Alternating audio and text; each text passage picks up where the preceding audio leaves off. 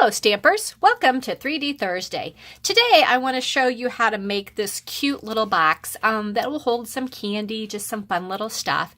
But if you look really closely at my box, you'll see that I actually have embossed the cardstock, and that is why I showed you this project today. This is embossed with the same embossing folder that I showed you earlier this week. That I did for my Technique Tuesday, and I showed you how to do these 3 different cards. Okay, so that is using the same embossing folder, which is actually in the second release of the celebration. So if you look inside the brochure, it's this one right here, the Country Floral Dynamic Textured Impressions Embossing Folder.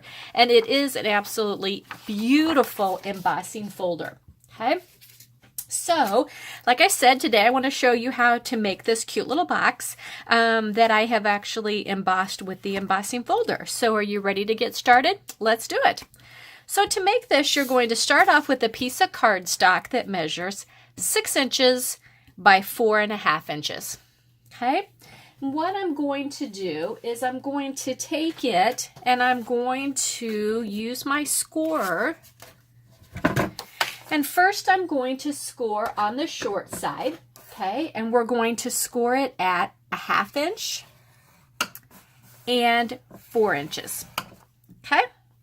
Then we're going to turn it along the long side, and we're going to score it at 1 inch, 1.5 inch, 3.5 inch, and 4 inches.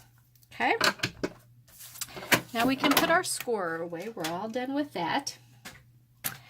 But now what we're going to do, you're going to see that the amount left on this side is a little smaller than the amount on the right hand side.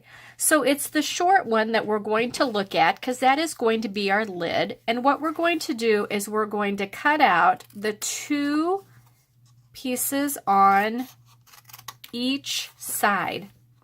Okay, so go past the first score line to the second score line, and you're actually going to cut them out just like that.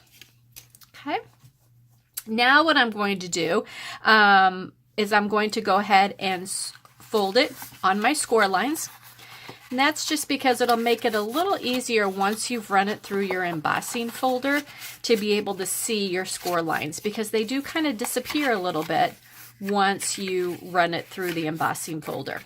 Okay, now I am simply going to take this and I'm going to put it inside my embossing folder, and I'm just going to kind of center it from side to side, and I'm going to go run it through my Big Shot just like that. Okay, now I have run this through my Big Shot, so we're going to pull it out and it's going to look just like that. Now you will notice that it doesn't get quite all the way to both sides, and that's okay. When we put the box together, you're not even going to notice that. Okay, so now I want to go ahead and fold it again on all of my score lines. Okay, and you will see it's a little easier to see them since you have already folded on them. Okay, now I want this side up. This is the side where the roses are pushed up, okay, or embossed up, and I'm going to take some tear and tape and I'm going to put it along the bottom boxes on the edges. Okay, so these 2 pieces right here. Okay, then we're going to turn and we're going to cut those little tabs right there, and the same tabs on the other side. Now we're ready to put it together. Okay, so you're just going to take your backing off of there. Okay, I want to put the little tab in first, then I'm going to put the piece with the adhesive down, and I'm just going to butt it up to it and kind of form my box just like that. Okay, let's do the same on this side. Take my backing off, put my little tab in first, piece with the adhesive goes down next, and we're just going to square it up a little bit, put that on just like that. Okay, so then this kind of folds over, and that's the little tab for it like that. Okay, So now we're ready to do the little daisy. So we're just going to take our punch and we're going to punch out 2 daisies from the white. Okay. We're going to take a little bit of our Tombow glue. We're going to adhere these 2 together, and it doesn't take very much glue to put them together, and then I just kind of lay it on and twist them around till I get them just how I want them. Okay.